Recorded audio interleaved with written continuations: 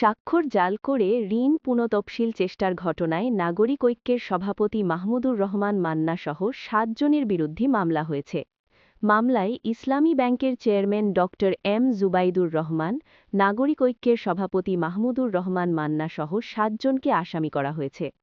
বগুড়ার শিবগঞ্জ উপজেলার কিচকে অবস্থিত আফাকো কোল্ড স্টোরেজের পলাতক ব্যবস্থাপনা পরিচালকের ভুয়া উপস্থিতি দেখিয়ে বোর্ড সভার রেজলিউশন তৈরি, স্বাক্ষর জালিয়াতি এবং বাংলাদেশ ব্যাংকের নীতিমালা উপেক্ষা করে ৩৮ কোটি টাকার খেলাপি ঋণ পুনঃতফসিলের চেষ্টার অভিযোগে এ মামলা করা হয়। আফাকো কোল্ড স্টোরেজের চেয়ারম্যান হচ্ছেন মাহমুদুর রহমান মান্না।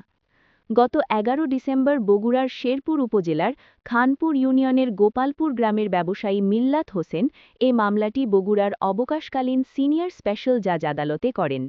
বাদীপক্ষের আইনজীবী আব্দুল ওহাব জানান, সিনিয়র স্পেশাল জাজ শাহজাহান কাবির মামলাটি আমলে নিয়ে নথিপত্র ও প্রাথমিক তথ্য পর্যালোচনা করে দুর্নীতি দমন কমিশন বা দুদক বগুড়া সমন্বিত জেলা কার্যালয়কে প্রয়োজনীয় ব্যবস্থা নিতে নির্দেশ দিয়েছেন।